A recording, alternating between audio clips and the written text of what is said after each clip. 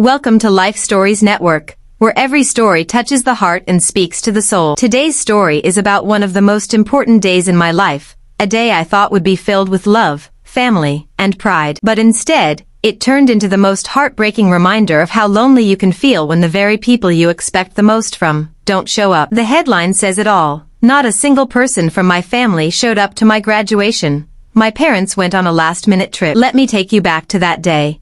And everything that followed graduation day is supposed to be one of the happiest days of a person's life. You walk across that stage, dressed in your cap and gown, holding on to years of hard work, late nights, and sacrifices. For me, it was more than just a ceremony. It was proof that I had survived so many battles people around me didn't even know I was fighting. And deep down, I believed my family would be there, cheering me on, because isn't that what families do? But little did I know, this day was about to test my heart in ways I wasn't ready for. The morning started with excitement. I woke up early, ironed my gown, polished my shoes, and practiced my smile in the mirror. I kept checking my phone, expecting to see a message from my parents. "We're on our way, son. We're proud of you." But instead, I saw nothing but silence. Still, I brushed it off, thinking maybe they were just busy getting ready themselves. After all, it was a big day, not just for me but for them too.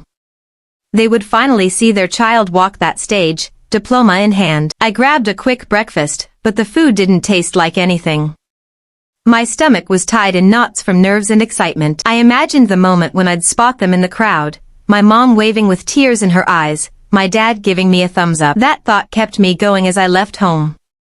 My friends had already started posting pictures with their families, flowers in hand, balloons tied to their wrists. And all I thought was, just wait, my family will show up too. I know they will. As I walked into the graduation hall, I scanned the rows of seats. I didn't see them, not at first. But I told myself maybe they were running late. My mom has always been the type to fuss about hair and clothes, and my dad isn't exactly known for punctuality. I smiled, trying to calm myself, whispering in my head, "They'll be here, don't worry." I kept checking my phone, waiting for that buzz that would tell me they were on the way. But again, nothing. The silence from them was deafening. The ceremony began.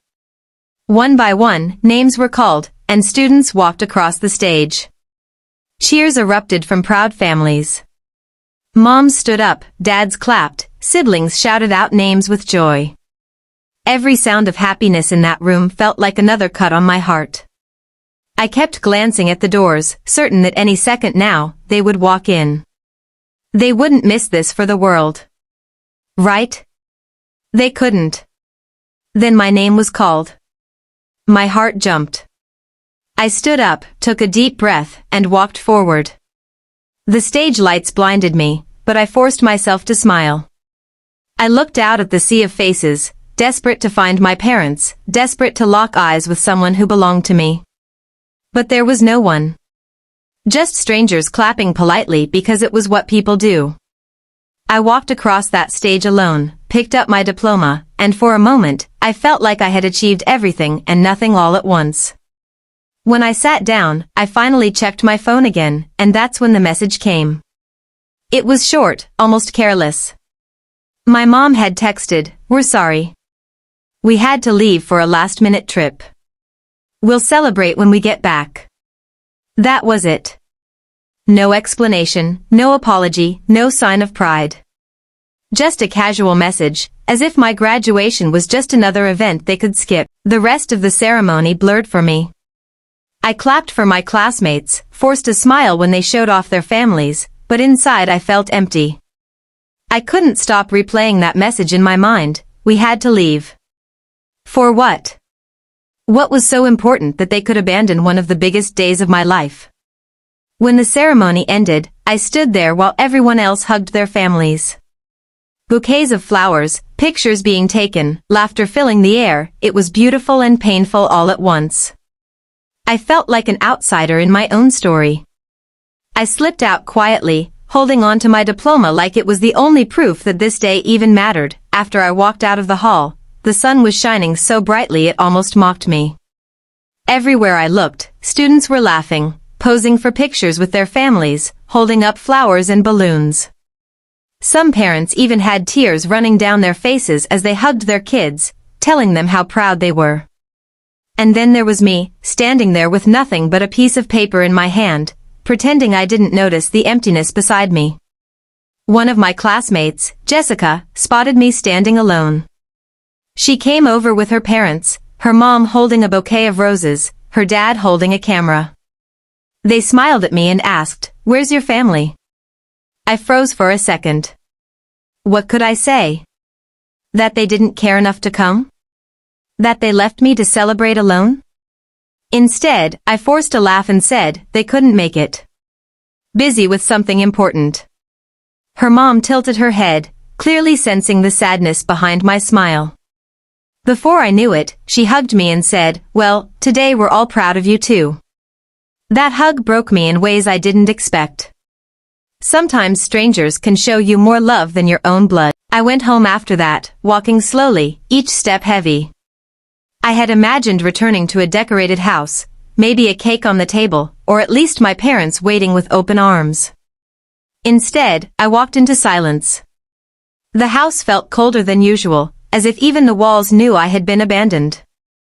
I sat on the couch, diploma in my lap, staring at it like it was mocking me. What good was this achievement if the people I loved most didn't even care? I tried calling them, but no one picked up. I sent a text, "Where are you? Why today of all days?" Hours later, my dad replied with just one line, "We'll explain when we're back." No comfort, no congratulations. Just cold words. I remember throwing my phone onto the couch, burying my face in my hands, and wondering if I even mattered to them at all. The night was long.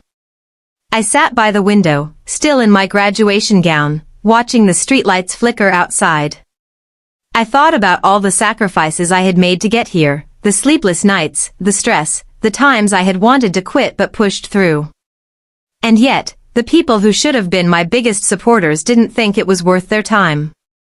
Tears came, uninvited, hot and heavy. I whispered to myself, maybe I'll never be enough for them.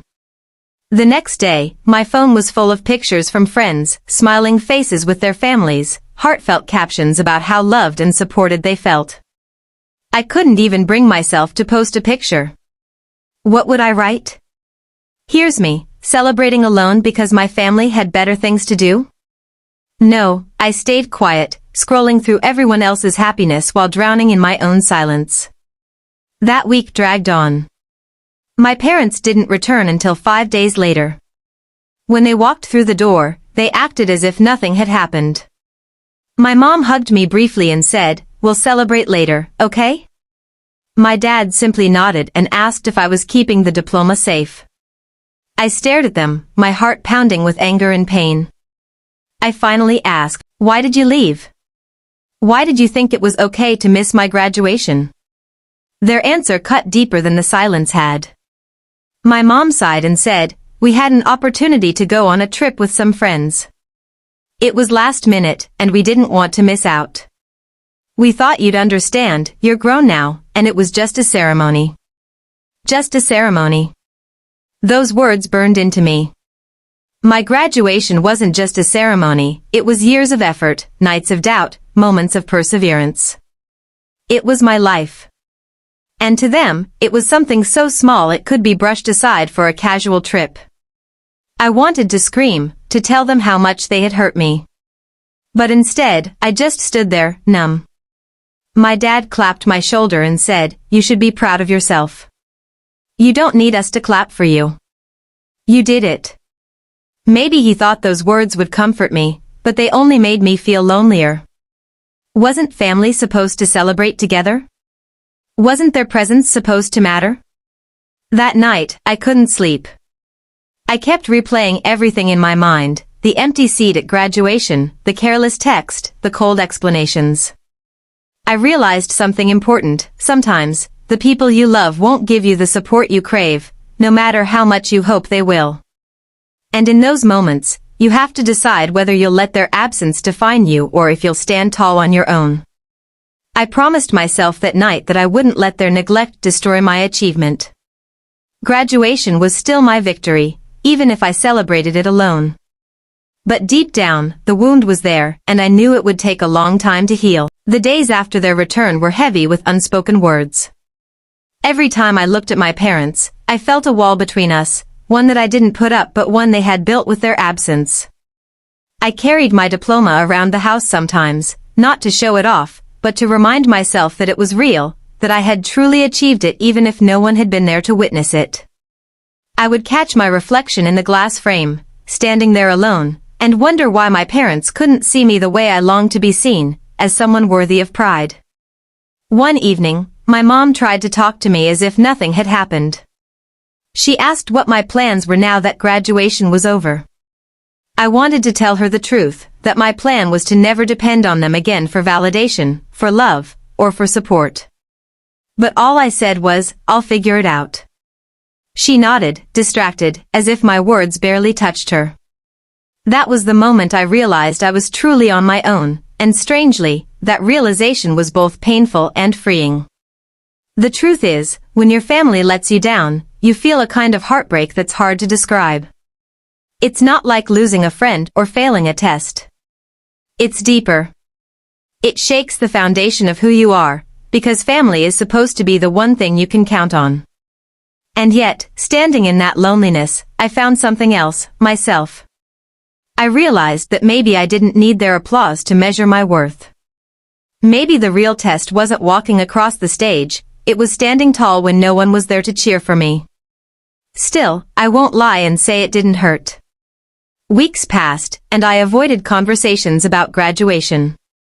Friends shared stories of how their parents framed their diplomas or threw parties, and I just smiled, hiding the ache in my chest. I never told them that my parents didn't even ask for a picture of me in my cap and gown. It felt easier to stay silent than to admit how invisible I felt in my own family. But life has a way of teaching lessons through pain. Slowly, I began to see my graduation not as a memory ruined by their absence, but as proof of my strength. I thought back to the little kid I once was, always chasing approval, always trying to earn love by doing well in school, by being good enough. That kid had grown up and walked across a stage with no one by his side, and still made it. That realization lit something inside me. Maybe I didn't need to chase love anymore. Maybe I just needed to love myself enough to keep going. One night, I wrote a letter to myself. I wrote down every struggle I had overcome, every late night, every doubt, every victory. I ended the letter with these words, "I am proud of you. Even if no one else says it, I will." I folded that letter and slipped it into the back of my diploma frame. It became my secret reminder that I didn't walk that journey for applause, I walked it for me. Months later, when my parents finally brought up celebrating, I politely declined. I told them, "It's okay. That moment has passed." And it had. I didn't want a fake celebration weeks later, just to ease their guilt. What I wanted was something they couldn't give me, their presence when it mattered. I think they sensed the distance in my voice, but they didn't push. And maybe that was for the best. Over time, I stopped waiting for them to understand. I stopped hoping for words that would never come. Instead, I poured my energy into building a future for myself. I found comfort in friends who cheered me on, in mentors who believed in me, in the quiet pride I carried when I looked at my diploma on the wall. And little by little, the ache turned into strength. Looking back now, I realize my graduation was never ruined. It was transformed. Yes, it was painful, yes, it was lonely, but it taught me the most important lesson of all. Your worth is not defined by who shows up for you, but by how you show up for yourself. I walked that stage alone, but I walked it. I achieved something incredible, and no absence could erase that. So if you've ever felt abandoned, invisible, or forgotten on a day that mattered to you, I want you to know this, your value doesn't disappear just because someone failed to see it. Sometimes the people you love won't give you the love you deserve. But that doesn't make you unworthy. It just means you have to learn to be your own biggest supporter. Today, when I tell this story, I don't tell it with bitterness. I tell it with pride. Because that lonely moment didn't break me. It built me. It made me stronger, more independent, and more determined to one day be the kind of person who never lets someone they love feel the way I felt that day. If I ever have children, I'll be in the front row of every milestone, clapping until my hands hurt, because I know the pain of silence too well. Graduation day was supposed to be about family pride, but in the end, it became about personal pride. And maybe that's okay. Maybe life needed to teach me that my worth isn't tied to anyone else's approval. I am enough, and so are you.